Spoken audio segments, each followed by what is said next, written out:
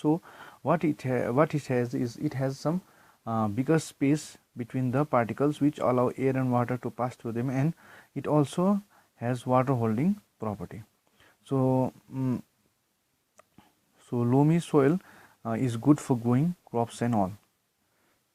So this is loamy soil. Then we have soil color. Now different soil have different color.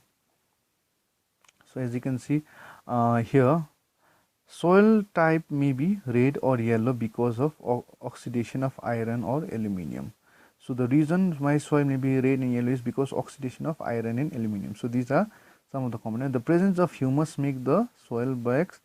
Higher water table in the soil in soil type causes reduction of iron, and this soil tends to have greenish and grey blue hues. The combination of iron oxide and organic content give many soil type of brown color. Other coloring materials sometimes present include calcium carbonate, black magnesium oxide, and black carbon component.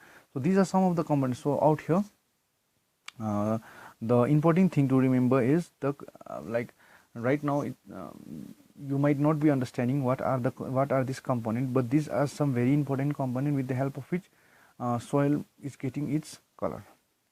Now next one, some of the properties of the soil. Absorption of water by soil.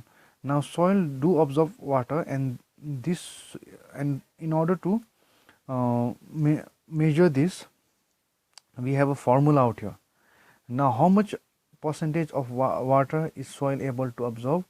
That can be calculated with the formula out here. Percentage of water absorbed is equal to weight of the water absorbed divided by weight of the soil into 100. So with the help of this, we will be able to find how much percent of water can a soil absorb. Then the next one we have is percolation rate of water in soil. So percolation means the ability of water to enter inside the soil and to move deeper and deeper into the soil. So that for that also we have a formula with the help of which we can able to calculate the percolation rate of water. So how fast is water able to enter the soil, that we need to calculate. So percolation rate is equal to amount of water divided by percolation time. So with the help of this formula, we will be able to know how much time is required by a water to enter deep inside the soil. So with this, we have a small portion out here which says us which soil is useful to plant this kind of crop. So paddy can be grown in all types of soil, but soil which has high water holding capacity is good for cultivating paddy. So with the help of this percolation rate of water, it helps us to see which kind of crops require which kind of soil. Now wheat, it requires loamy and clayey soil. Then we have lentils and pulses and all, which requires soil with good water drainage. So instead of water holding capacity, this kind of crops they want those kind of soil which has good water draining property. So for that reason, loamy soil is best suited. Then we have cotton. Cotton needs soil that drains well and can hold air. So for this reason, sandy soil. Then sugarcane can grow in different types of soil ranging from sandy soil to clay soil. So there are some plants like sugarcanes and all which can be grown in any kind of soil. So with the help of this property, we will be knowing that what kind of soil is required for growing different kind of plants. Now soil erosion. Now soil erosion is a soil erosion. Usually what happens in soil erosion, the uppermost layer of the soil, it is being carried away. It gets removed, and those upper layer of soil, it will be removed with the help of which the soil will no more be fertile. So as the definition says, soil erosion is the process of removal of soil by wind or running water. So it's just in definition, but we are going to see what are some of the reasons of soil erosion. So first one is deforestation. So deforestation also leads to soil erosion. So what usually happens whenever we are cutting the trees holds the soil together, the root of the trees. So once we cut the trees, the root will no longer be holding the soil, and because of this reason, when there is heavy rainfall or when a large amount or large winds are blowing at very high speed, it will take away all the soil, and this may lead to soil erosion. Next one, overgrazing.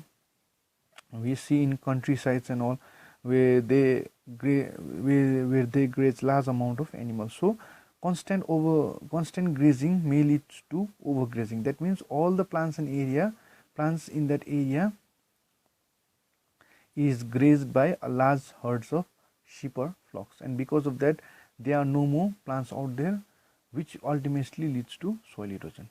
Then improper farming on hills, usually we see this kind of problem in hills because water is constantly running through the hills. So because of constant running water, we face soil erosion. Then floods can also be the causes, which we observe in plains areas and all. So in order to prevent this kind of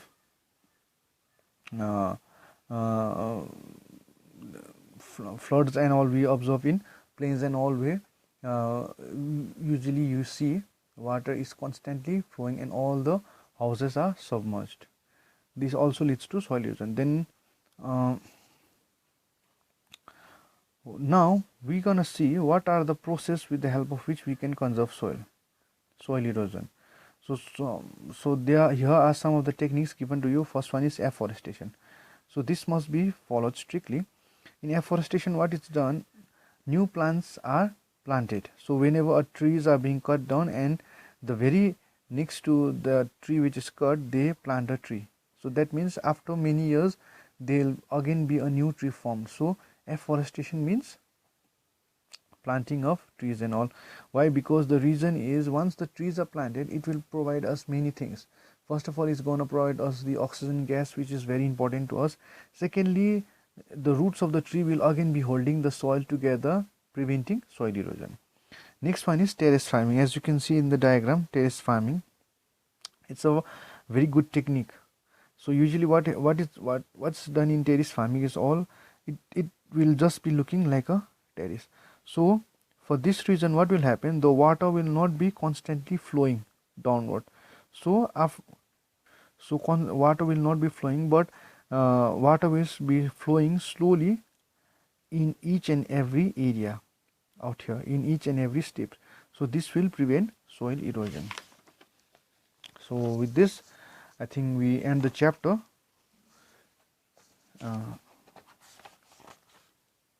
So I want my students to do select the correct option,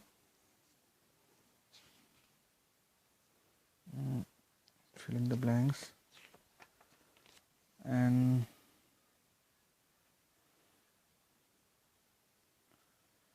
I think